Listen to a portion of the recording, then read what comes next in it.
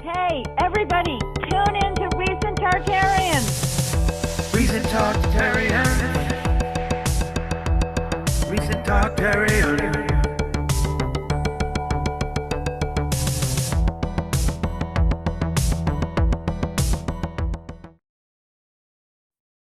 All right, so we're here with a pretty exciting guest. This is my friend Alfred Abiza. Abiza, you go by often?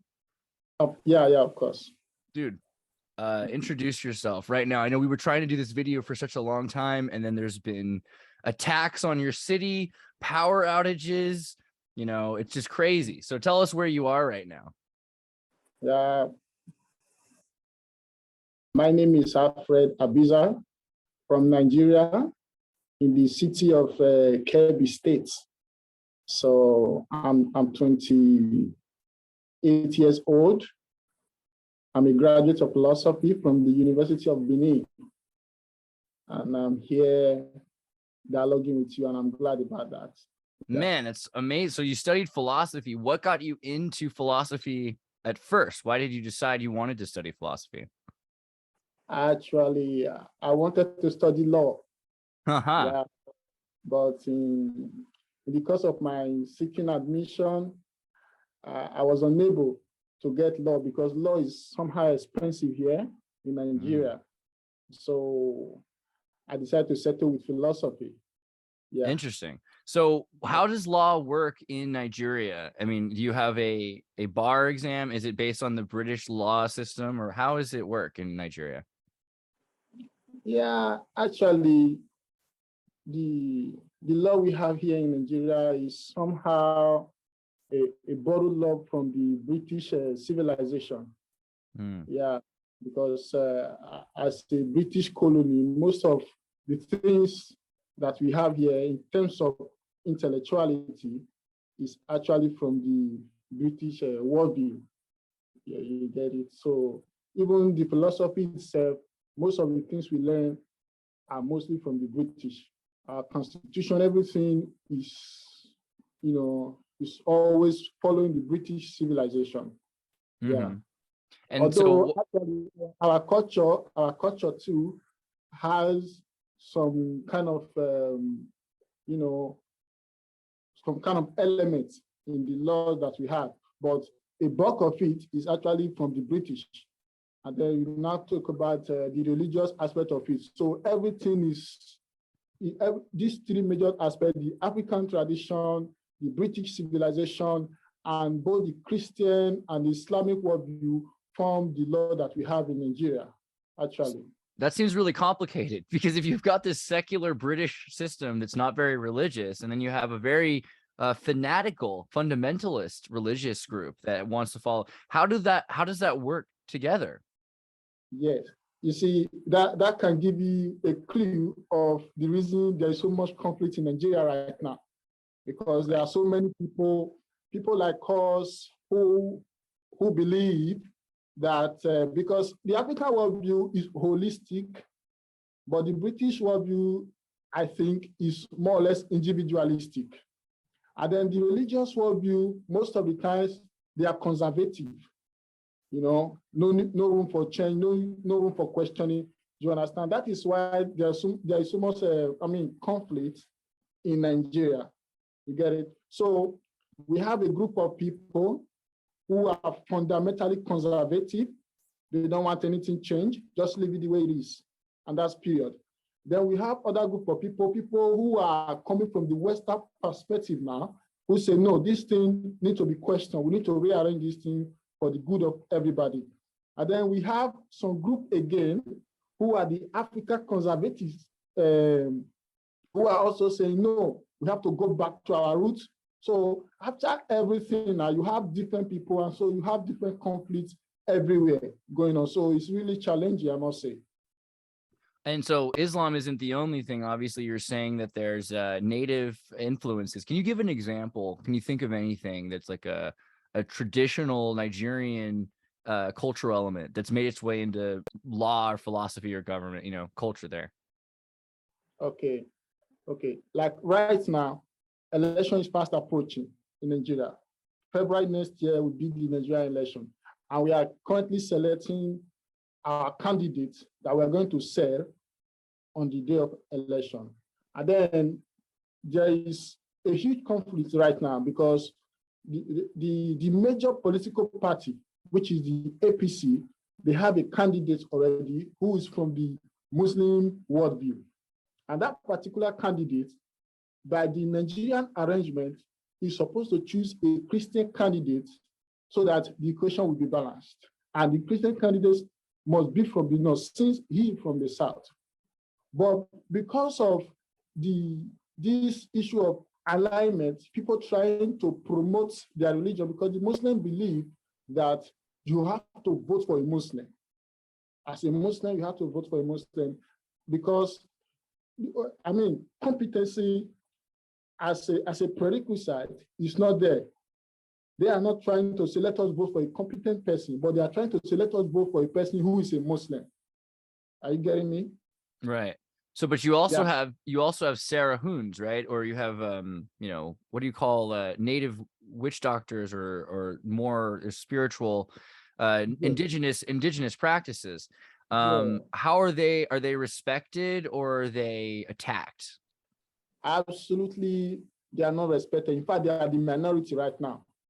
Mm-hmm. They are the minority, and for them to be relevant in philosophy, for them to be relevant in politics, most of the time they have to align with the Islamic worldview or the Christian worldview. If they stand, people will take them as the devils. You get it? Yeah. So people take them as devil. So because of that, to run away from that, issue of ostracization from the society, they would rather align with the Muslims or they align with the Christian. But in their secret practice, in their secret place, they still practice the African traditional religion. Wow, because otherwise the Muslims and the Christians essentially align against the native practices. Is that right? Yeah. Wow, that's crazy. So as an African man, as a Nigerian, your family, were they always Christian? Were they always Muslim going back? When did they get converted to these newer cultures that came to Nigeria? When did they become Muslim or Christian? Or what is your family? Okay, actually, I'm from a Christian background. My father never really believed in any religion. My father doesn't believe, just like as in you have to practice what you practice. He doesn't care. That is right. It. But my mother is a very religious person, and she's a Christian. Right. So I haven't been raised with my mother. I grew up with my mother, and she made me a Christian. I didn't have any choice. I just grew into it. I grew to find out that I'm a Christian. And so after some time, I found myself in the Muslim community. Yeah. So it's interesting. So your dad wasn't even very religious. Your mom was part of the Christian community, but you, to get a job, joined the Muslim community. How common is that you have to, you're saying that this is part of the deal, that your boss, how many people are switching religions to get work? Okay. Now, like in Nigeria now, the northern part of Nigeria is mostly made up of the Muslims. Mm-hmm. The Muslims are the ones in the northern part, while the southern part is made up of Christians. So if you are in the north, definitely you are automatically in a Muslim environment. And so most of the places where you find jobs, they are mostly managed by Muslims, faithfuls. So as a result of that, if you don't belong to them, you are going to face some very radical persecution. You get it? Yeah. So the same thing in the South. There are so many people who are accepting different faith based on, just to survive, do anything, you have to survive. Otherwise, they'll frustrate you, or maybe sometimes they might even kill you, and you can't talk to their women, you can't talk to their girls. It's like you are living alone. Even when you are in a community, it's as if you are living alone, all by yourself. They will not talk to you, they will not visit you. In fact, if you are even doing a business and you are doing a business close to somebody who is not really, you don't belong to the same religion, they will want to sideline you, So they do everything to frustrate you. Wow. You understand? To make sure that you change your mind. So that is the game here. How old were you when you had to become how old were you when you got to become a Muslim? An expression, when in Rome, you do as the Romans, right? Yeah. So that is not a unique circumstance. I feel like that actually happens here too. So, yeah. But with your family, so a couple more of your influences before we get to your college philosophy experiences. Your grandfather, right? Was your grandfather a Christian or a Muslim? He was a traditionalist. He was a traditionalist. Okay. What does that mean to be a Nigerian traditionalist, really?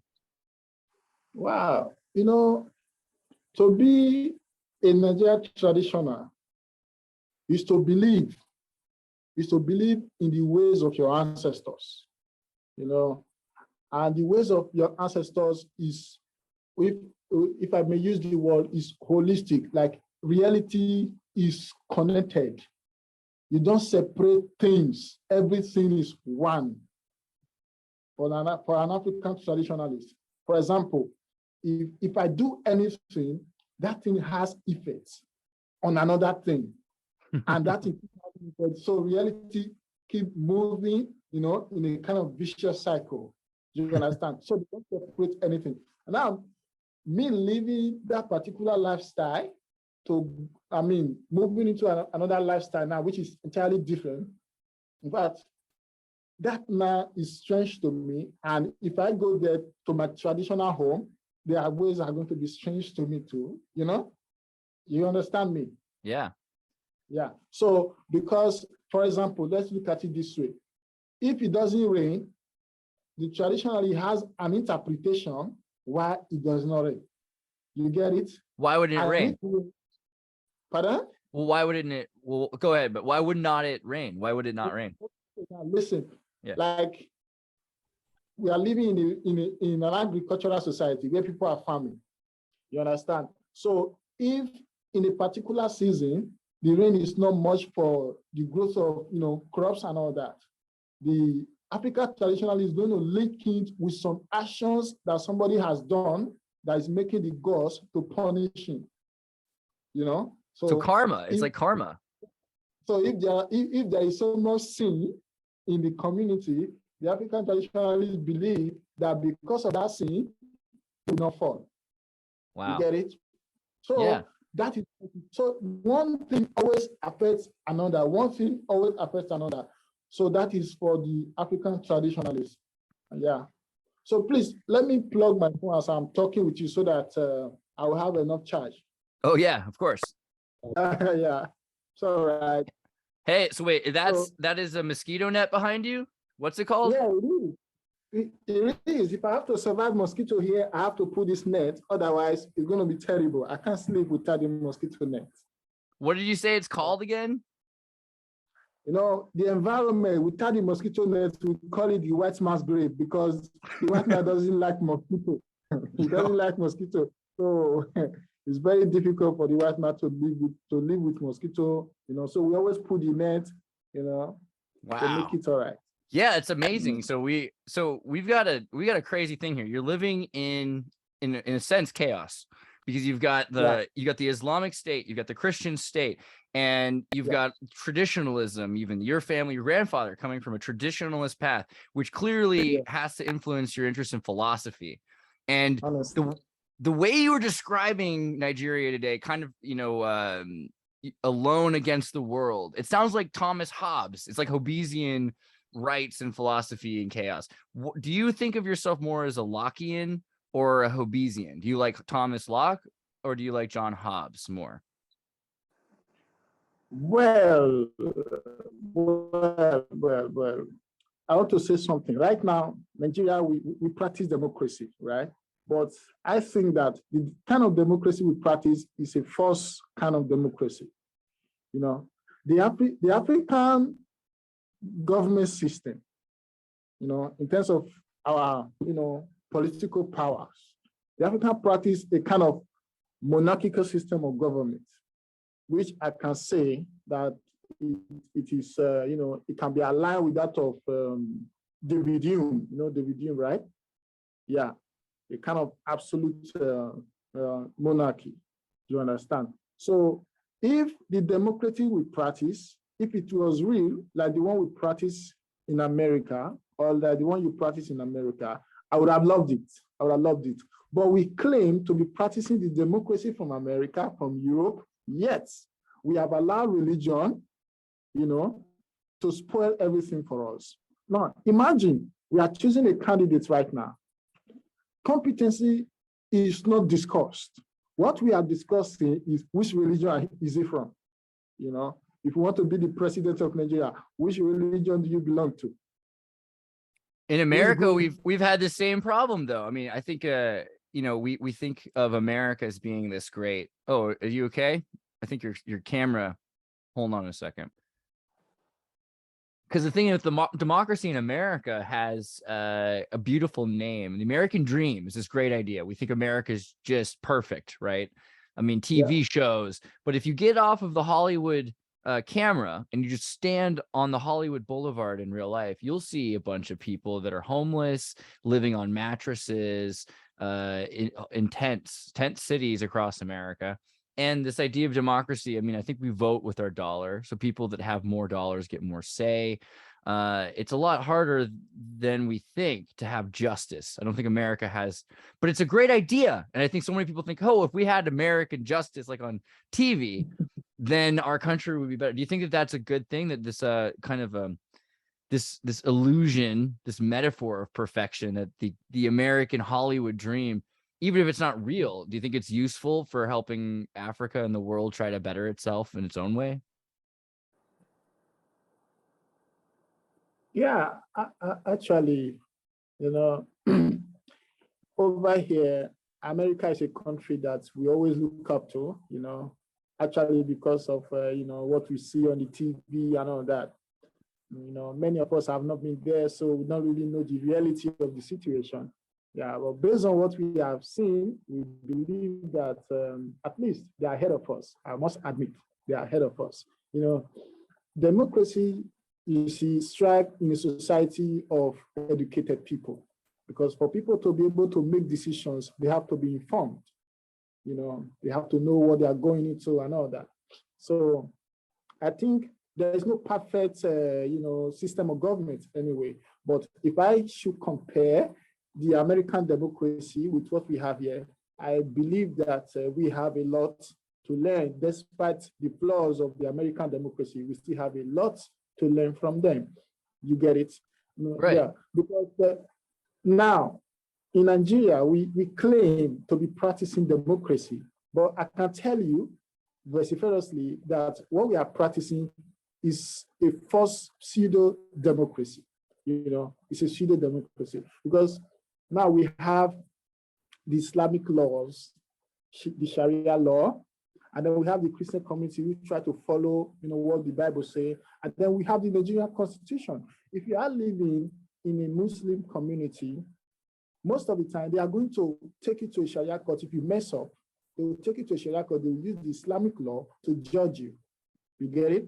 So they don't have to take you to the Nigerian courts. They can take you to the local religious courts. Is that the deal? Yeah, they take you to, wow. They take you to their local religious courts, where the government is not even aware of. Wow. So the community set up a kind of kangaroo court to deal with somebody in the name of religion. How do they decide who's in charge of it? Does the imam or something, like the local religious leader, or is wow. Okay. You heard of what happened recently, a few months ago. A lady was stoned to death for blasphemy. Before the Nigerian police, before the Nigerian constitution could come in, they have already meted their judgment on the person. Wow. So these are, and I believe that such a thing cannot happen in America.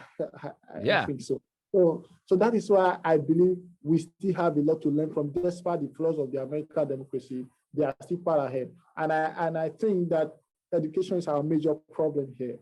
So what with education? I mean, you obviously have a very commanding comprehension of English, and you know a lot of political science and philosophical terms. Do you think that that's common? Are you unique? How many people in Nigeria are educated? What's the education like in Nigeria? Well, actually, it's not common. It's not common. the financial status of a person sometimes determine the educational status of that person. Just like Kamas will say that it is our economic consciousness that determines our social consciousness. Do you understand? So right. When there is so much poverty in the land, people care less about if you are reading Kamas, if you are reading Plato, if you are reading Socrates. They just want to live. They just want to feed. That's the major thing. Like some of us that have decided to be faithful to philosophy and do it to the best of our ability, sometimes they see us as we don't know what we are doing. These are crazy people. Instead of thinking about karma, just bring food on the table. It's the food that we need. You understand? So a lot of people, the majority of the educated people we even have here, they don't even go deep into what they study, because they are studying it just because of the stomach. They just want to feed. So no matter what you have, no matter the knowledge you have, they believe that if you cannot put food on the table, your education is useless.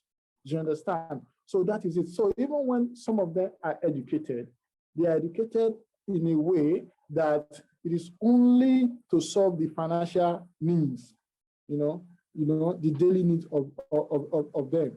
But in terms of expanding your horizon, curiosity, satisfying your curiosity, and questioning the traditions of the state and the community, many people are not ready to do that.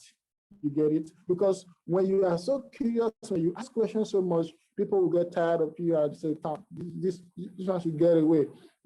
I was once a teacher. I was teaching in a particular school, and I had problem with the proprietor and the headmaster because I wanted to do things in a different way. But they want you to follow the tradition and all that. Just get your salary, do what we ask you to do, and stop, trying to be philosophical. You get it? So wow. So you wanted to be a lawyer. You studied a little bit of political science, you went into philosophy. You studied philosophy. You became a teacher for a while. What are you doing now? What's your job right now? Right now, I'm a banker. Wow. Well, that sums it up, I guess. Yeah, Nigeria. I'm a banker. Something about money that can put food on the table. Oh, that's very real. Yeah. I just got the work just a few months ago, just 5 months ago, I got the work. And at least I've been able to take care of my immediate needs. Right. So that's where Nigeria is at right now. And so you studied philosophy. What were your favorite? What about philosophy? What were your favorite philosophers or schools of philosophy? Yeah, actually, I love a lot of philosophers. And Socrates is my foremost philosopher. Whenever I admire him a lot, according to the report I get from Plato, and Plato himself is my favorite philosopher, but coming downward, one of my greatest philosophers that I admire so much has been Hegel. You love Hegel. What do you love about Hegel? What about Hegel so great? Yeah. Actually, I don't know so much, but I read Hegel's philosophy of history, because I did a project on it when I was in school as an undergraduate, how, the ideas, rule everything, the idea of an absolute spirit, how our actions, determine the absolute spirit. You get it? Right. Yeah. The Geist is kind of like African traditional holistic mysticism, right? Hegel is kind of complicated, Yeah. So I studied him a lot because there was a time I was actually very curious. Why are we not like the Americans? Why are we not like the Europeans? And so that really got me thinking, why are we living like this? Why are we in poverty? Why are we so backward as Africans? Why are we always depending on the Americans and the Europeans for survival? So when I studied Hegel, trying to study the philosophy of history, I tried to get some picture of why we are the way we are, because like Hegel rightly pointed out in his philosophy, in his philosophy, he relegated African philosophy or African, civilization, that the African civilization is not up to the standard of other civilization. You understand? And then he said that the absolute spirit, as it were, has not fully gained its consciousness, in Africa, in such a way that the African consciousness has not evolved to that, level of being able to comprehend reality in such a way that it can solve its practical problem, And so I think these are some of the things that make Hegel very interesting, and I'm still trying to learn more about it so that I can reconcile it with our situation. So, but in your Hegelian African Nigerian dialectic, and studying the Geist and this idea of spirit, in the West, it's becoming more and more in vogue to say that Hegel or any of these European philosophers were Eurocentric, that they were focused on Europe, and they thought that Africa, they were xenophobic, they were afraid of Africa, and they thought that Africans' culture was so different. It was just because it was different, it wasn't as good, not necessarily understanding the differences, right? So I wonder, do you think it's true? Do you think that there is legitimately something about Havelockian European philosophical terms and concepts that make our brains work in a different way? Is that possibly true? Or is it just that Africans are not being allowed to use their own language and terms and understand what they already knew? Yeah. So actually, I think Africans should be blamed for their, relegation in history. You see, there is what in our study in school, there's what we call African philosophy. We have Western philosophy. We have different kinds of philosophy. But I think the mistakes that many Europeans and Westerners have made is that they are not able to decipher between African philosophy and African religion, because African philosophy is almost intertwined with African religion. So most of the time, if you don't go deep to understand the African traditional religion, it becomes very, very difficult for you to understand the African philosophy, because you cannot separate African traditional religion from African philosophy. Do you understand? Like in the European world and in the American world, most of their thoughts is analytic. It's analytic, and they are always logical in their arguments. But the African philosophy or the African worldview is inductive. For example, if I'm judging your culture from my culture, there is no way I'll be correct about it, because I'm using my own logic to judge your own logic, when we already know that we have different logic. Like you reason from whole to particular. That's deductive reasoning, that's logic. But the African, they reason holistically. Their philosophy is embracing rather than analytic. When an African sees you as a person, he doesn't care to know the kind of a person you are. He just accepts you as a brother. That is an African philosophy, because he believes that every human being deserves respect no matter who they are. They deserve, value and all that. But in some society, like the European society, they want to understand you as a person. But in African society, we understand you in your culture. You understand me now? So what I'm trying to say is that Africans' philosophy, they don't believe in individualism. They don't believe in individualism. They believe in communalism. Like in your culture, you can say, this is me, this is mine, this is yours. We don't have such kind of words in Africa. It is ours. It is ours. That is what we use. It is ours. It belongs to us. That is what we, in fact, for you to be a human being in an African society, you must be a man of the society. You must be a man of, you can't separate yourself from the society and still be a human being. Once you separate yourself from the society, you cease to be a human being in an African society. In that case, you are lost. That is not so. So that is what I'm saying. The reason the Americans are saying, or the Europeans are saying, that the African philosophy is far behind theirs is because they are trying to interpret the African philosophy from their own philosophy. Do you understand? Philosophy is unique. We check it very well. Philosophy is unique, and everybody, because of the environment we live, it affects our thinking, and so there is bound to be differences in our thoughts. You understand?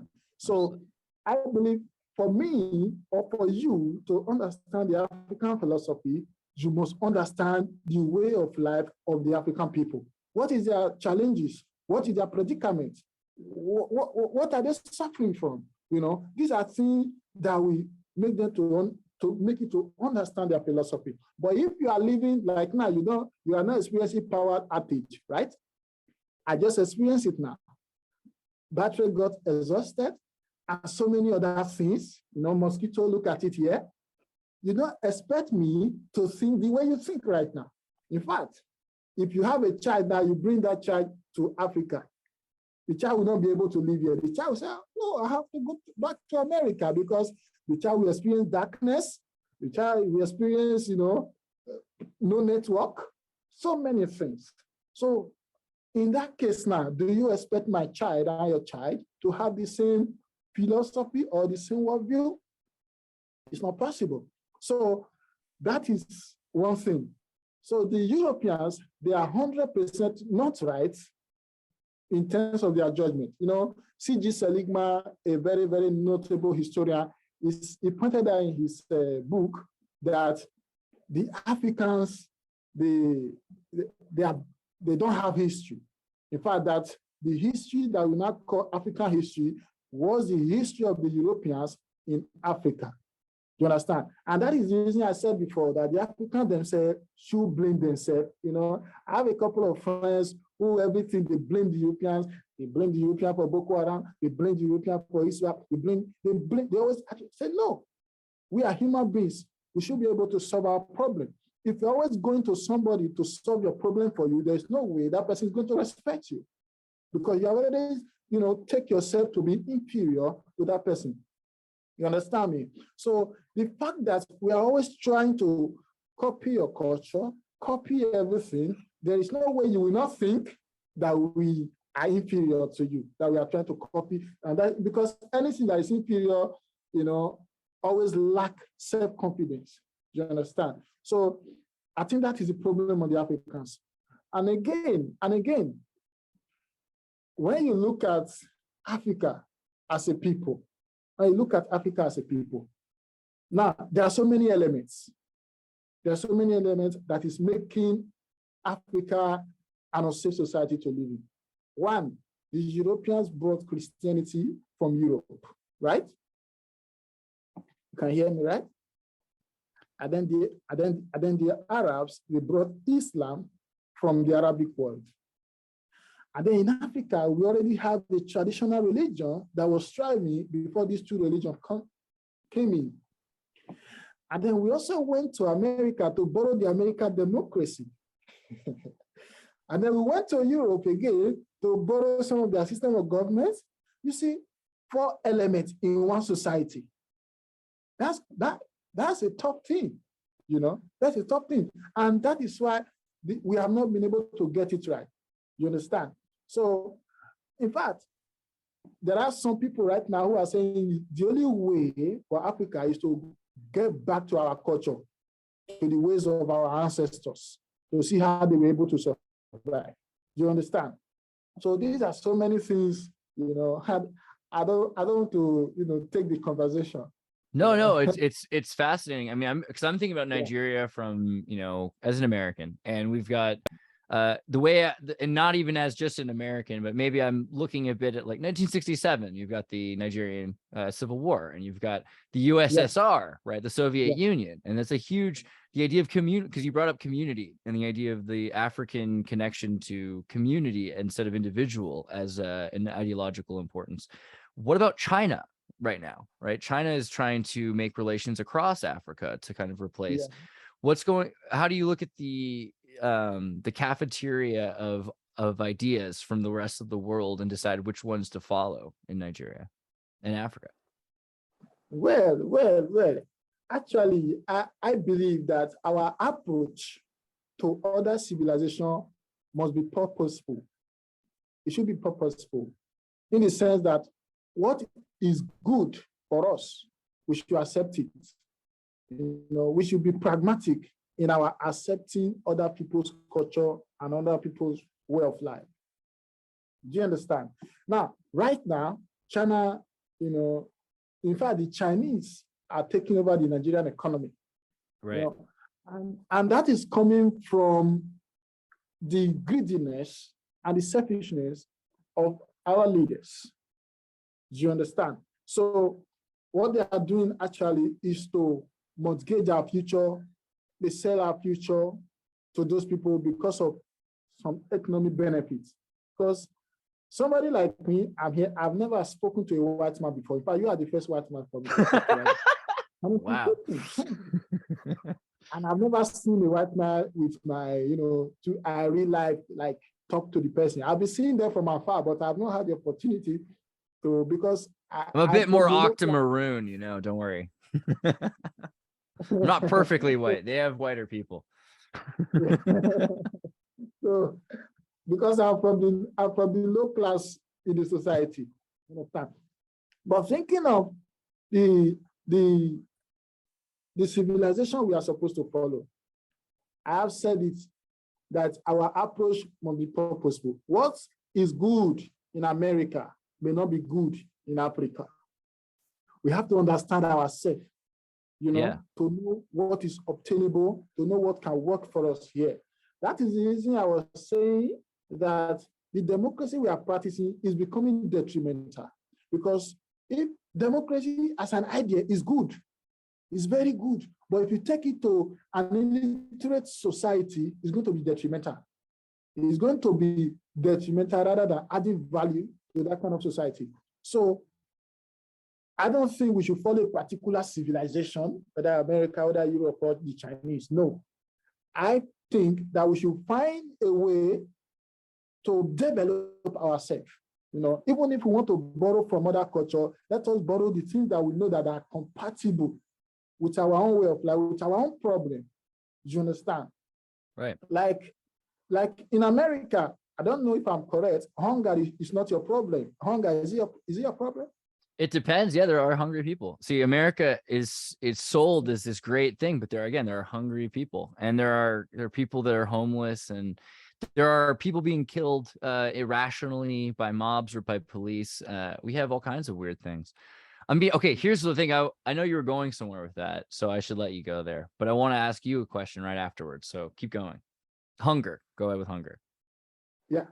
So what I'm saying now is that what we need as Africa right now, as Africa, is those things that should be able to solve our problems.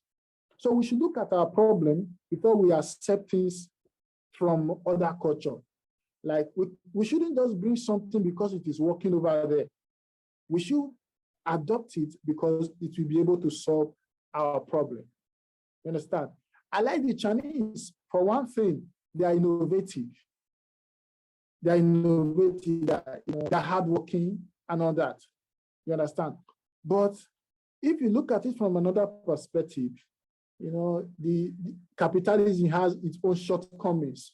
Do you understand? So, like they say, the rich becoming richer and the poor becoming poorer. In the sense that the wealth of the nation is not shared equitably, the way it should be shared.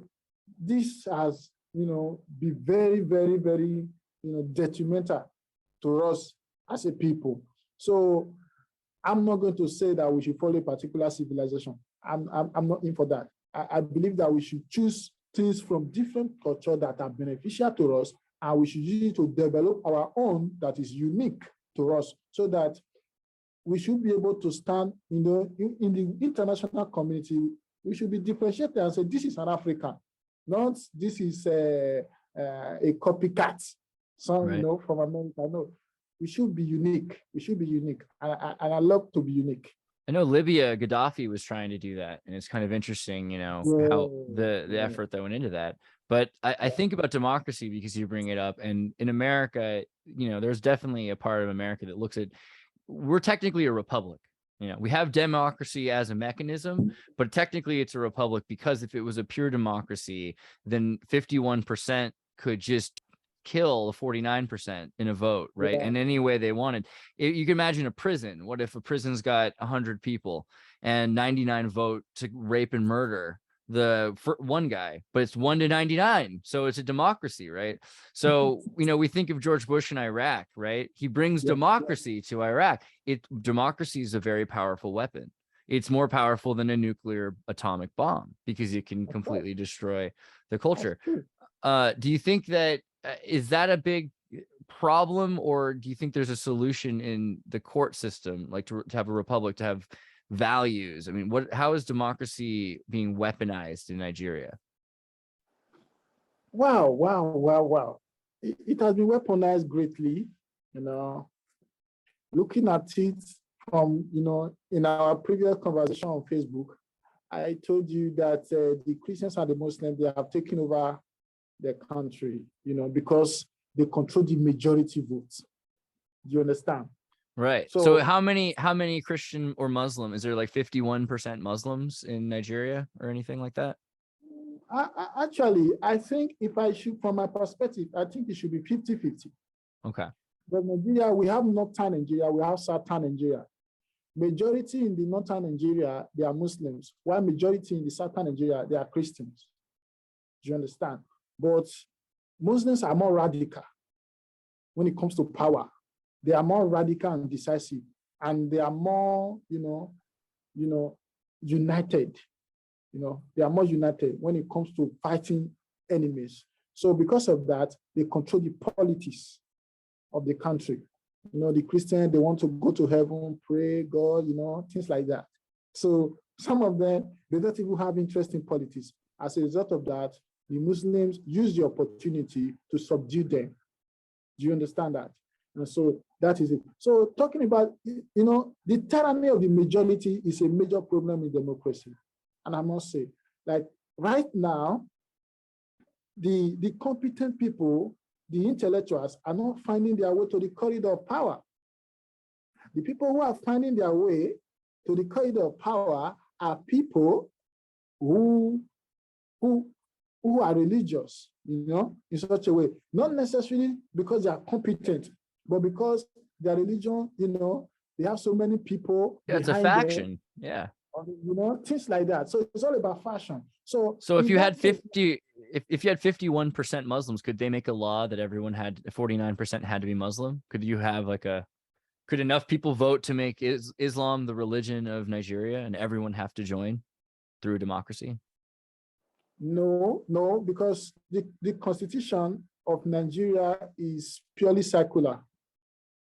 It's not built on any particular religion. You understand? And that is the conflict we have been having, because the Muslims, they want their Sharia law to be established. The Christians are resisting, and that is the origin of violence in Nigeria. You get it? So that is it. So Nigeria cannot be Islamized. Despite the war, despite the terrorism, it's very difficult because there are some powerful Christians that are still here, who are holding on and resisting the intimidation. You get it? So I don't think there is any, the only problem we have right now is the issue of secession. There are some, you have the Biafra, you mentioned the Nigerian Civil War 1967.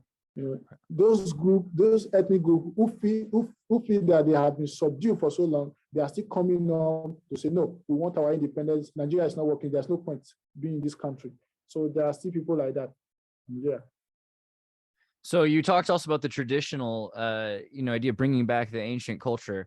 And it's funny because so many people think, Africa, like they just started building it recently, but there's, pyramids. Okay, well, maybe there's some culture there. There's the Songhai Empire. There's the Benin, the Togo, right? There's the Yoruba, So are these things going to, what can we learn from the tradition there? These are great emperors and warriors that had laws and trade and language. Are those things going to be lost, or can we glean something from them? Yeah, the African traditional religion, the African culture, and all whatever, there is a lot to learn from them. Do you understand? A lot to learn from them. But as a result of the strength of Christianity and Islam, many people are not bold enough, confident enough to stand with their tradition any longer. You understand? Like I am from the Benin, that you just mentioned. I'm from Benin, and we have a very powerful monarchical system of government who is still there, the Oba, Yeah. the Oba of Benin. And he's still practicing a very strong voodoo, very strong traditional religion, and despite the strength of Islam and Christianity, the guy has been able to maintain the religion of the ancestors. You understand? And so that is why most of the time, if people want to study and know about the African traditional religion from this particular, civilization, these are the kind of people, these are the places where we go to my culture, Benin. You understand? Because we have a very strong voodoo and a strong tradition there, still standing firm. In fact, a dynasty that lasted for centuries, actually. Right. Yeah. After the Aro Confederacy, right, in southeastern, there was 1600s was when they started messing it up. If I should go deep into the Benin traditional system, please do. Yeah, I'm gonna ask about it. So it's going to take us a lot of time, yeah, because our culture, our worldview is very, very unique. We have our own cosmogony, we have our own ontology, we have everything, that is different from that of the Christians and the Muslims. You understand? Right. Well, explain. I mean, we would love to know about the cosmogony and the mythology of the Benin, and even into understanding what voodoo is more. If you want to tell us, that'd be great. Yeah. Like the Benin cosmogony, to start with, you realize that it has a very sharp difference from the, Christian and the Islamic, cosmogony. Do you understand? We believe that the Oba is a son of Osalobwa. That's what we call Osalobwa. Osalobwa in Benin means God. That's Osalobwa, So we believe that the Oba, who is the ruler in Benin, is a son of God. God made him from the beginning to be the ruler of the people. Do you understand? Yeah. And we believe that he has some very unique power. He can do anything, so we take him as a kind of demigod. We respect him a lot because we believe that he's higher than the normal human being. Do you understand? So right. The court of the Benin palace now rests a very powerful religion, which is the African traditional religion. And the Oba, who is the ruler, is the custodian of that religion. He's the leader of the religion. And if I should go, element by element, from the death to, agriculture and all that. If looking at death in the Benin traditional religion, death is a kind of transformation rather than a cessation of life.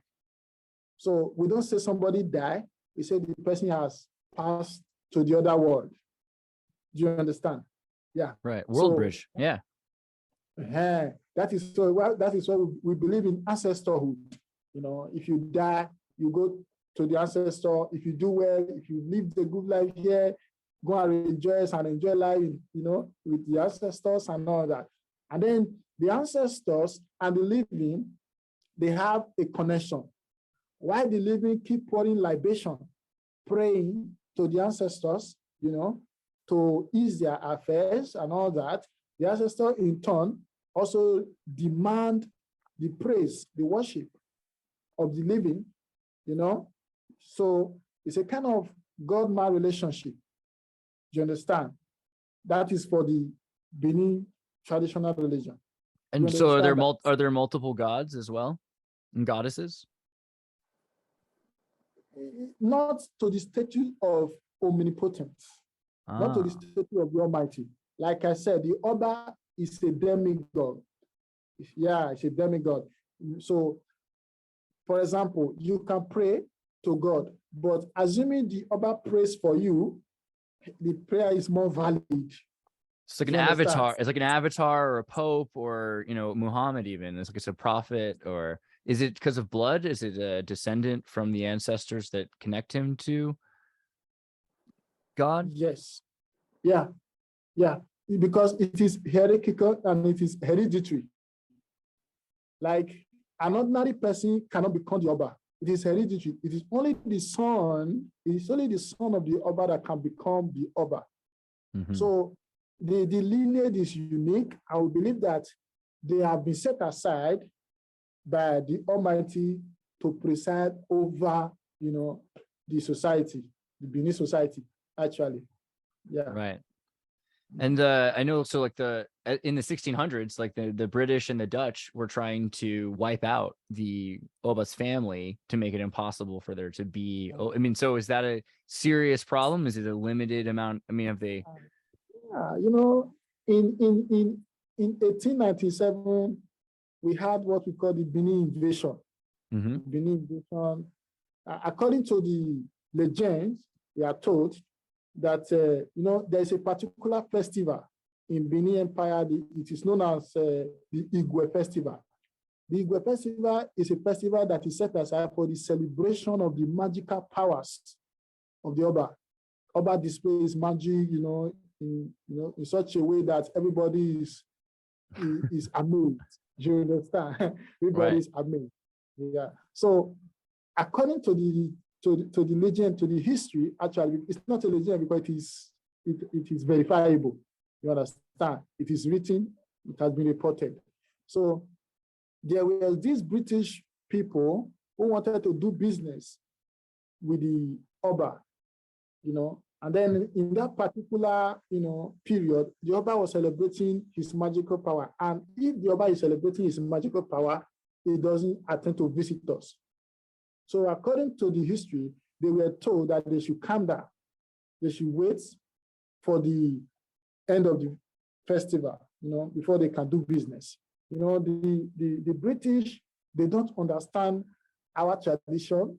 And so they feel that is stupid, that is fetish. In their colonial regalia, in their colonial arrogance, they came. And Oba was very furious because that is a taboo. You can't step into that particular land as a stranger at that particular period.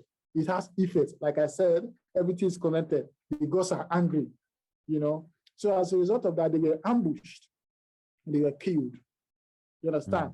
So the people went, the British actually, if I may say, they went to regroup themselves and they came back for a full war in 1897. And it was that in 1897 that the fight broke out and the Benin were subdued. The Oba was captured. His magical power failed, and he was taken to a particular city known as Calabar in Nigeria. So as a result of that, he was in prison actually, and he died in the prison. That before another, person from the lineage again came up to start the dynasty again. That's Wow. it. Wow. And so if you look at the West at that time, Britain was very into magic, into voodoo, into occult. A lot of the generals were into practicing some form of occult, not just Islam or Christianity. And so they were very interested in Africa. Do you think that there's a reason why the magic failed? Like, what are the qualities of voodoo that are the rules? What are the rules to this? Is it a religion, or is voodoo more of like a magic practice? What do you call it? In Christianity, there are different groups. Yeah. So in Islam, even in our traditional religion, there are different groups. Do you understand? Mm-hmm. Like, I was opportunity to visit so many shrines when I was an undergraduate. I visited so many shrines, so many voodoos for home to ask questions. You understand? And I realized that all of them are unique. You understand? All of them are unique. But talking about, why is the voodoo subdued? Why is it no longer practiced? It is very simple. The Africans have lost confidence of themselves due to colonization. When the colonial masters came, they were able to convince our forefathers that, look, what you are doing is rubbish. I have something better to offer you. So they came with Christianity. You understand? And through slave trade and all that, because like I've said, there is no way you will not be loyal to your slave master. There is no way you will not accept the religion of your slave master, because he has been able to subdue you. And then due to that, you will have this belief that he is superior. You understand? So because our forefathers, they were killed, they were enslaved, and then the Voodoos could not save them. You understand? So that was why even our generation today, we are skeptical about accepting the Voodoos. Because since our ancestors died like, nobody, they were not protected and all that, so why should we continue with it? And so that is the major reason: colonialism and this issue of poverty. Everybody is trying to survive. And if somebody offers you something, most of the time you are likely to abandon your belief to accept that person's belief. You understand? So these are so many things that have led to the subjugation of the African. But there are some people that are still very faithful to it. They are still very faithful. They are few. They are in the community. I know a couple of them. I've visited so many of them during my undergraduate days, and they are still very unique. There are some, they don't care about poverty. They just care about pleasing the ancestors, and they are happy, But not everybody is patient enough, because religion is all about patience, because you're going to have trials, you're going to have temptation and all that. The ability for you to hold on is what matters a lot. Some people, they still hold on to the African belief and say, no matter what they do, we are going to continue with the ways of the ancestors. Do you understand? So these are some of the challenges. But apart from that, I think in terms of the political system and all that, it's either you're a Christian or you're a Muslim. That is where the Constitution even recognizes in Nigeria. Right. If I want to vie for any political position, they will ask you, are you a Christian or you're a Muslim? If you say you practice Voodoo, nobody will vote for you. Nobody will vote for you. Not yet, but soon. So if you want to be relevant, if you want to be a footballer, you want to be a musician, you want to be anything, if you don't belong to these two groups, there is nothing for you, unless you are ready to suffer and accept the challenge. A few number of people are able to do that, and that is it. Yeah. I'm sorry about that. No worries. I had to sneeze. I was going to say, so in terms of modern, well, first I wanted to comment that Disney tells you that magic is believing, and that does sound a lot like voodoo. So maybe it's all about, how much of an optics you can make an illusion or something that's believable, and I think that's Disney is more powerful than Christianity or Islam in the United States. So well, I've not really seen anything as powerful as voodoo. Right. Yeah, exactly. I'm serious, because they are very practical. You call it magic, you call it whatever. When I was a kid in the village, if somebody steals something, if there's a criminal, and then nobody knows the criminal, but something has been stolen, they will use voodoo, they will invoke voodoo to find out the person. And the person will confess that, yes, he did it. You understand? It was very strong. Yeah, it was very strong. But if you look at the Christian community and the Islamic community, nothing like that. They will just pray and go and sleep. In voodoo, they wait for actions, and you see action right away. Do you understand? Yeah. So I believe that. I've been to churches. I've been to, they pray a lot, but I don't see results the way I see, Christianity is dicey because if you pray, if God answered you, you say, thank God. If God doesn't answer you, you say, thank God. You understand? So if God answers you, no. God could say no. That's a big part of it too. They say God doesn't. If God doesn't answer you, they say yes. He is omnipotent. He knows what is best for you. That is why He did not answer you. If He answers you, they say yeah, it is good. That is right. So you don't know when God answers. You don't know when God does not answer, because in anything you are told to give glory to God. You understand? But in African tradition, there's what we call rainmakers. For example, let me use rainmakers for you. If there is an event, if there is an event and there is rain, there is a particular priest of voodoo you can call. You say, this rain, I want it to stop. And they are able to stop it. Yes, they'll stop it. A strong practice of voodoo, they will be able to stop that thing. Do you understand? So many other things that they are doing. Do you understand? Well, like I said, whatever you are doing, if there is no food on the table, he can hardly continue. He can hardly continue.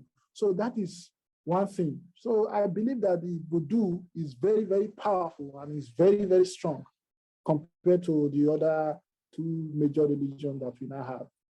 And look at the society. I believe that during the time of the practicing of voodoo, the society was relatively peaceful than we have it now. Yeah. It was peaceful. But now everything is, scattered because Chaos. this one, chaos everywhere. There is no unity. There is no oneness. Everybody's trying to protect their own faith and all that. But in voodoo, even if it is your child, you bring that child out and make sure that child is disciplined and all that. You understand? And they give you strict practical punishment according to the agreement of the community.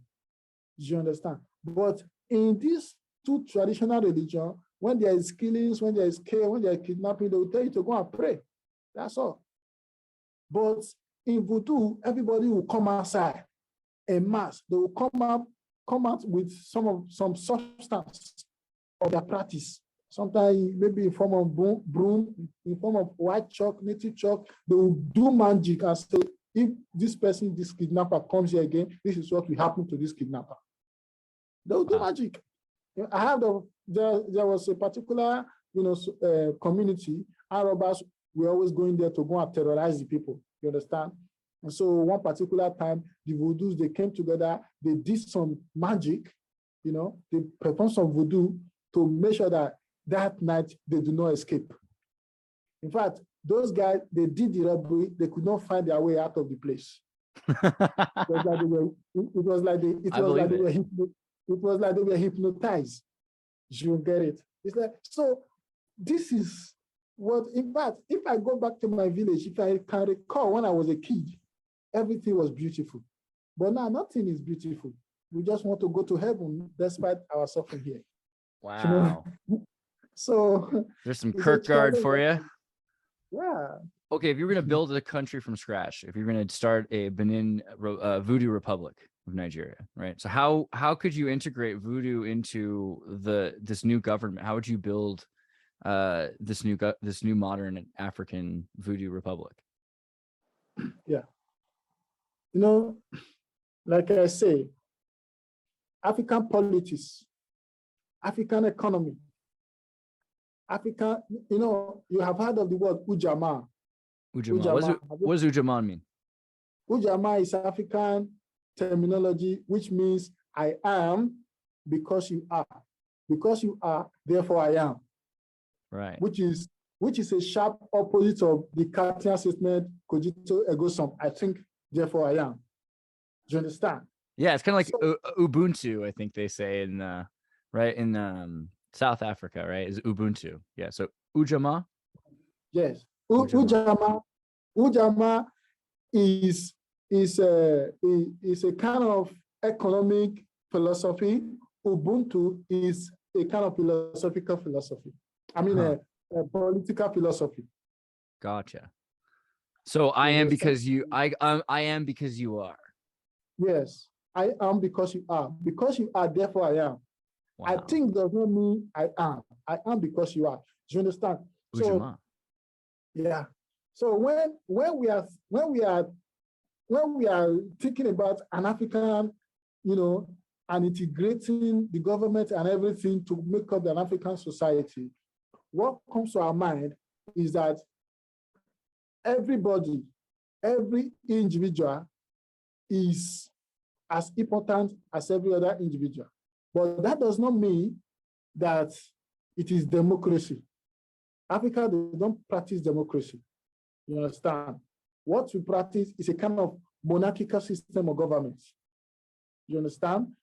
A situation whereby there is a ruler who supersedes every other thing.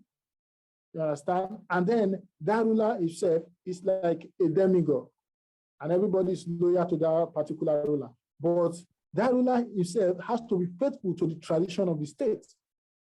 If he's not faithful to the tradition of the state, he will be banished, or he will be forced to commit suicide in some society. Yeah.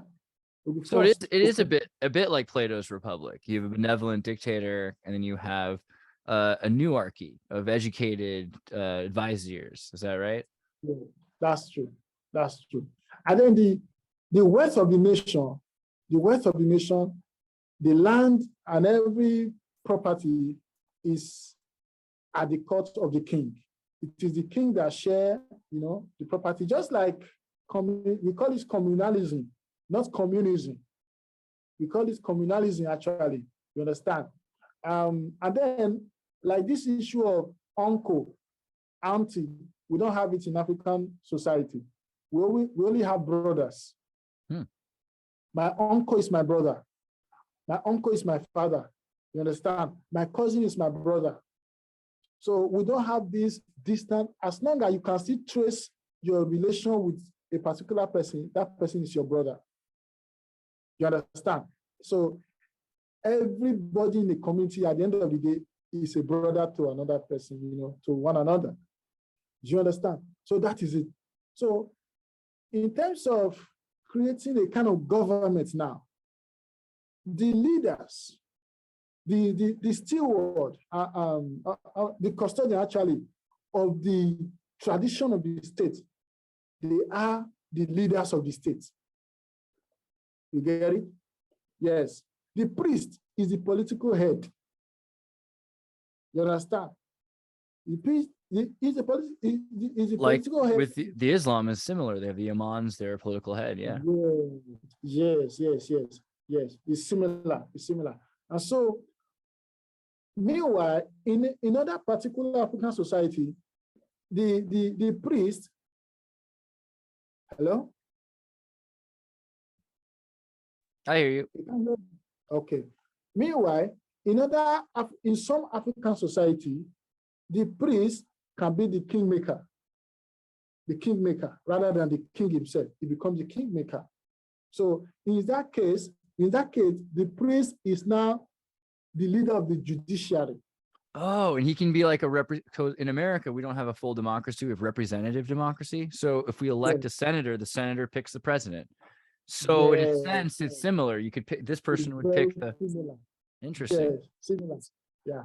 So the priest, who is the religious head, will now, coronate the king, who is now, let's call him the president in this case. So that if you like king is fine. I mean, it's your republic. They can be kings. That's okay. Yeah. So that is it when it comes to the African, government or African, political system. You get it? So those are the two major kind of government that we can have. And if you created this sort of, I like it. If you created a sort of newarchy and it was based on, the wise local chieftains essentially picking the leader who will then be a representative of a confederacy. And this is to go back to ancient Nigeria, because Nigeria had a confederacy between the Aru and the Oru and the Obu tribes with the Benin, right? There was a kind of confederacy of tribes. So if you had something like that and some people didn't get along and there was a problem, what would you think would be the ways to, to have a court system work? Would they be like British court, or would you have a more traditional court? More traditional courts. I think that is better for us. Because what's the big difference? Because you've got lawyers and judges, and what is the difference in a Nigerian traditional court? Good. In the British traditional courts, or in the British courts as we have it right now in our modern democracy, you don't bring Voodoo to investigate the case. You understand? Everything, you have to use logic. You don't bring Voodoo into the case to investigate. But in African government, you bring Voodoo to find out the criminal. You get it? Yeah, it's like forensics. Yes. Yeah. So you save the police of the stress of trying to investigate. So the judgment becomes very, very quick. Instead of going to this to find logic, and at the end of the day, the person whose argument is stronger is actually the right person. Meanwhile, that person may not actually be right. Right. If I get a lawyer, a very sound lawyer, despite the fact that I'm a criminal, the lawyer can defend me, and I'll go free, right? Or if you have a very bad lawyer and you're innocent, you could go get arrested. You see that? So, but in African tradition, that is not enough. They will bring voodoos to come and invoke some magic to make sure that the wrong person is persecuted. You understand? Because they believe that human being is deceptive. It's only the gods, that is wise. So in everything, they always, bring voodoo into the system to make sure that the right decision is made. Could there be a problem though? So imagine, right? How can you say this? In the Sharia courts, it might be hard to bring evidence against. In America, we used to have witch trials. When America first started, they used to burn people at the stake for being witches. It's a very famous part of our history before the courts started to stop it. Yeah, witch trials, the Salem witch trials is a very interesting time in America. But I wonder if you had, do you think that it could lead to the same problems of the witch trials and the same problems of the Sharia courts? Could it be that in a voodoo court, you've got a voodoo priest says, "Oh, I know this person's guilty," and you say, "But I have a photo of evidence that I'm innocent," and they say, "Well, but that could be conjured. It could be faked, right?" So, is there a balance there? Yeah, it's all about belief, Yeah, that's true. In Africa, the gods does not make mistake. You understand? Understand? The gods is making the person to confess. The person will be the one to talk, to say that, yeah, no, I did this thing. You understand? The magic will work on the person, on the criminal, to make sure that the criminal admits his act of criminality. You understand? It's not that it is the priest that will say, "No, you did it." No, it is the criminal itself, after they have used some magic on him, that will confess that, yes, he actually did it. In doing that magic, there are people who are seated to make sure that that magic is not defected, to catch the wrong person or to make the innocent guilty. You understand? So there are people who, like the jury, you understand, who are there to make sure that the right, voodoo is performed to the right situation. You understand? So, but when you look at the Sharia, you understand, like what we have, I don't know, what we have here in Nigeria, it's all about once somebody has been indicted, once somebody has been indicted, they even hardly take the person to the Sharia court. What happens is that the mob will gang up and stone the person to death. Gotcha, yeah. Yeah, it's all about, a jungle justice kind of system. That's what we have here. So it's not like in Afghanistan or where you get, what we have here is chaos. chaos, and that's why people are fleeing the country. Chaos. Mm. So, for example, if you are accused of blasphemy in a particular Islamic state, they don't wait. They make sure that they stone the person to death right there.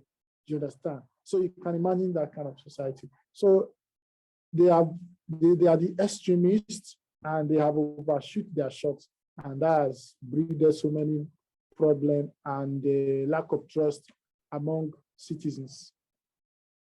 I want to show you something actually from the internet, kind of interesting. Do you guys have wigs? Do your judges wear wigs on their heads like the British do, or do you no longer do this?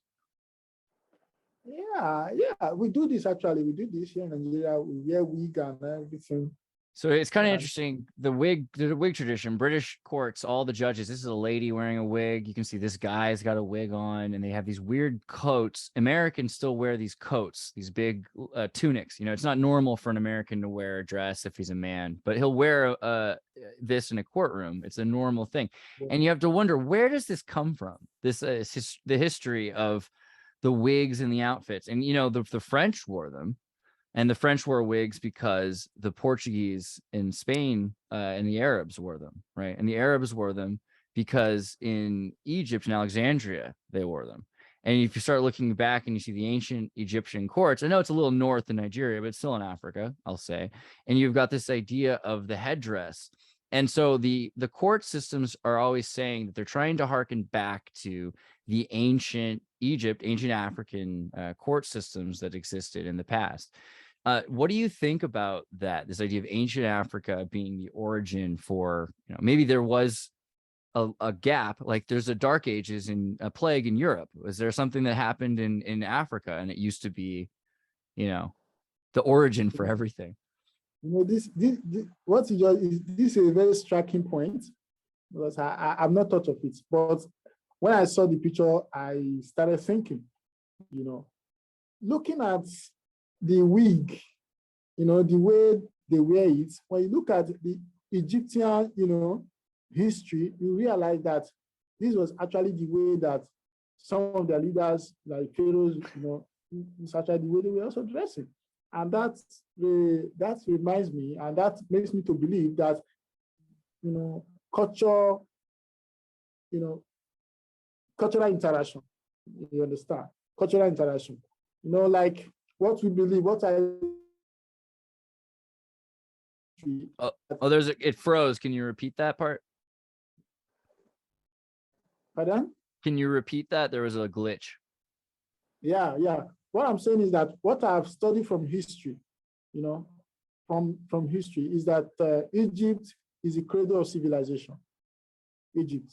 So Egypt has a lot to teach the world, you know. In fact, Egypt have taught the world a lot. And I believe that the wearing of that particular wig, it can be a speculation, because I can't really pinpoint that. Yes, so because this is just something that we have to rationalize, you know. Since we cannot find the roots, the history of the wearing of this wig from the European American tradition, and we can only find this in the Egyptian tradition, it will suffice us to say, therefore, that this could be a borrowed culture from the Egyptian world. You know, what do you think? Because or that Egypt is even, its culture is descendant from, because you know about the Mega Chad, right? Let me pull up a picture of Africa 1,000 years ago. Mega Chad Lake in Africa.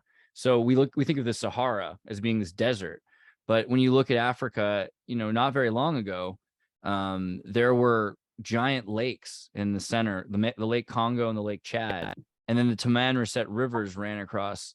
So when we think of this big area just being desert, we find whale bones and all sorts of archaeology of water systems, and each lake had rivers that ran across. It's likely this part even wasn't necessarily desert, right? And that's not even 10,000 years ago, it's 1,000.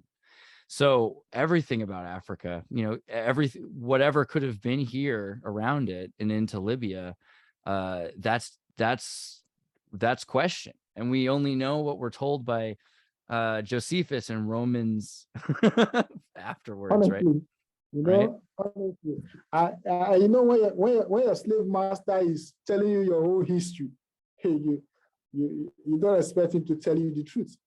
You Yeah. understand? Yeah. So, But it also means that the British and the Romans were slaves in Africa, and that they got their masters had wigs. They had the same masters. So at one point they were copying Africa. Of course. So, but due to the present situation, nobody think of it this way because, the person who is controlling power or who is in power at the moment is the person that is controlling the consciousness of the rest of the world. Right. Understand? Like right now, America is almost controlling the consciousness of the rest of the world. Yes, I can say that, especially here in Africa. Like, I want to be like you, this I want to be like you. So as a result of that, people are bound to believe, this kind of thing, because like I said, if I conquer you, and then there is nothing you will tell your children about your power that they will believe. You can't tell them I was strong, I was this, I was that. They will not believe you. They will say, if you were strong, why did he conquer you? Do you understand? So I think that is the situation here. Because the American or the Europeans are currently in power and Africa is behind in terms of civilization and invention and innovation, you realize that it will be very difficult for people to be convinced that Africa also has its own history, a very powerful history as that. People will not believe because of the situation that we are facing right now. And it's very sad. It's very sad. And it affects the future too, the idea of what the future can be, because if the past isn't that, if the past existed, then the future is possible. What do you think about the future of Nigeria and Africa in general, let's say in the next 20 to 100 years? And with, let's say, education is getting better, you guys have cryptocurrency, eventually, what's going on with, really quickly also, what's going on with cryptocurrency? Did I hear that that's becoming illegal, or is that okay? Yeah, it is legal, like I said in our previous conversation on Facebook, that the government tried to ban it, but it is very difficult for them because they realize that, to control cryptocurrency, you need more than, governments to do that. You understand? Right. Because it is already, international, it is global. So you can't just control it with your, tyrannical power. And talking about the future of Nigeria and Africa in general, I think we are undergoing a kind of transformation right now in Nigeria. In the Marxist statement, there is a conflict now between thesis and antithesis. People are gaining consciousness, and the consciousness is becoming bigger and bigger every day.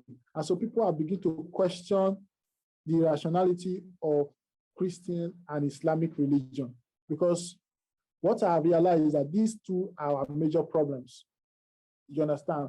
Because somebody who is in power, he is doing something wrong, is corrupt, and he's stealing public funds.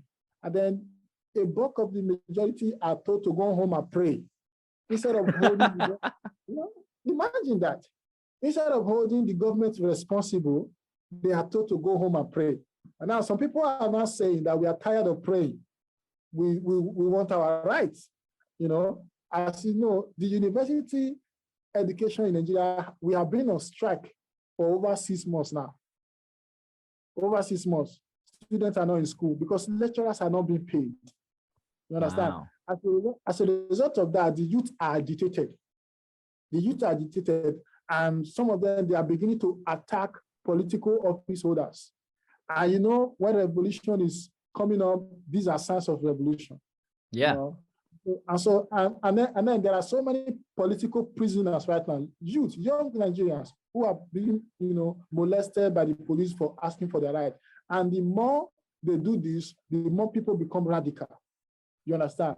And so I believe that there is going to be a stage where there will be a collision and another, civilization will emerge in Nigeria. So I think the future of Nigeria is bright.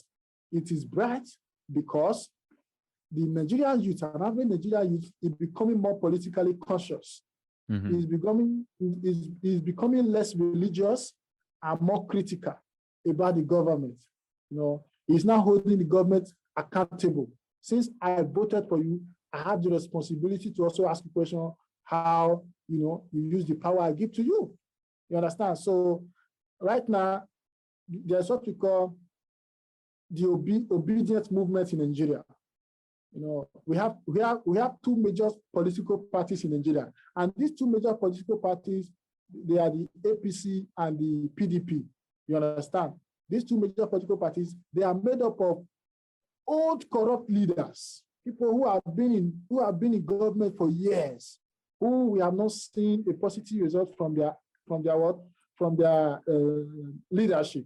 And then the youth now, they have decided that these two political parties, we are going to do away with them. We don't need these two major political parties again. And there is another political party known as the LB. This is, they call it the Labour Party.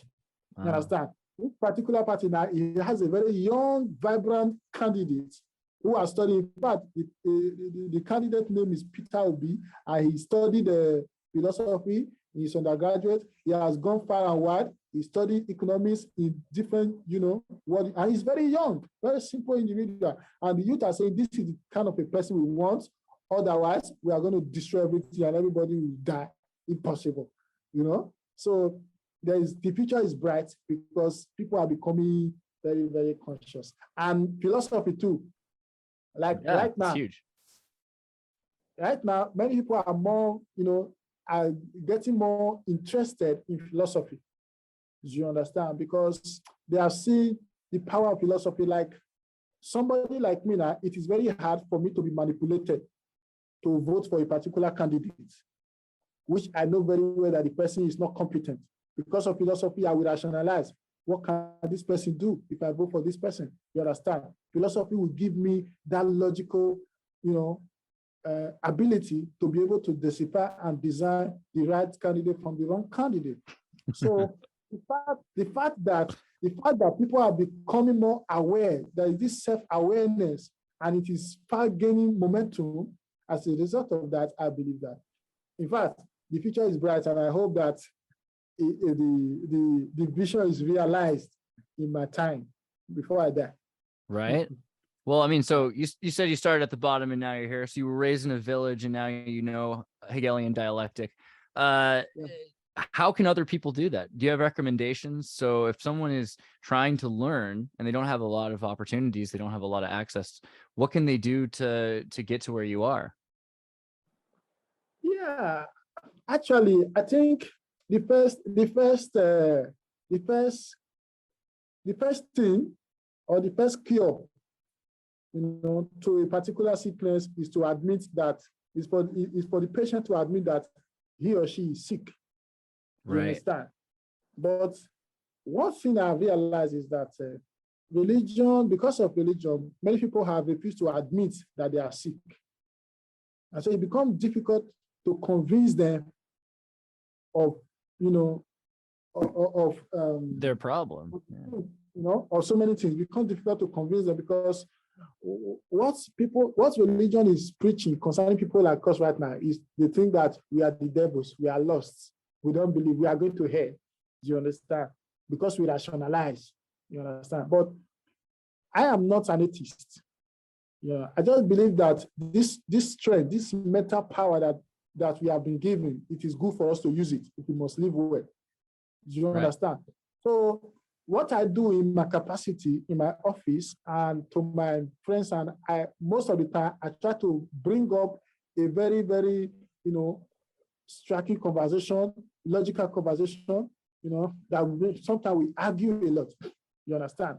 And I try to make sure that at least even when they go home, even when they don't agree with me, at least when they go home, they will begin to think that what this guy is saying, let me think about it. It might be right, it might be wrong. Do you understand? So that is what I believe I'm able to do. But if I'm given the opportunity, to actually further. Oh, there's a glitch. Philosophy. There's a glitch. Can you repeat that last part? There's a little glitch. Okay. I said, if I am given the opportunity to actually do my master because my dream right now is to become a lecturer, of philosophy, and make philosophy more unique, more admirable, add spices to it. There could be a particular TV station, a TV program where people would dialogue philosophical matters, question tradition, ask, religions, you understand? Allow people to fall in love with philosophy. And before you know it, people will be willing to go to the university to study philosophy. And I believe that because the development of a particular society is determined by the development of the educational system. If we are not developed educationally, there's no way we can develop in terms of economy and all that. You understand? And so the first thing that we even need right now is philosophy, I believe, because philosophy will make you to be aware of yourself. Because a man that must move the world must first of all move himself. Like Socrates will say, man know thyself. For the unexamined life is not worth living anymore, that the unexamined idea is not worth having. So when we become conscious, when we now know ourselves, when we now admit our problem, that is only when we will begin to find solutions to our problem. You understand? So that is just it. Now, Denari, I am because you are. I like this. This is a very important moment, and I want to say thank you for taking the time to talk to us. And can you let us know where we can get more in I'm gonna leave a link to your Facebook, but if do you have a YouTube or anything yet? I have YouTube, but I don't really know, but I go to YouTube sometimes. So I want to get you to make a YouTube video on philosophy. I feel like the first step towards you becoming a televangelist of philosophy is we're going to have you make a video, and then we'll send it to every Nigerian television station, and we'll start the work. That's where we got to get going, because you're a light, man. I'll be delighted. I'll be honored to do that. Thank you so much, Abiza. This is great. Now, let me tell you, I love this, and I'm very happy right now. You make me excited. You gave me relevance, and I'm very grateful. I'm very grateful for you. You're bringing a lot of truth to the world, and it's a very balanced, critical perspective. Thank you. Now, to be able to express myself, to you, and for you to give me, listening ear, it means a lot to me. Actually, in fact, the last time we were on break, I was dancing in my room. I was dancing because I'm able to speak to you, So I was very, very happy. Honestly, I was very excited. You're a very humble person. And I think that my dream is coming true. At least philosophy has made me able to speak to somebody from America. That means a lot to me.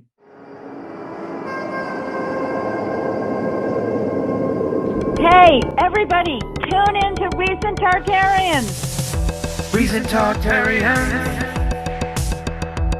Recent Tartarians.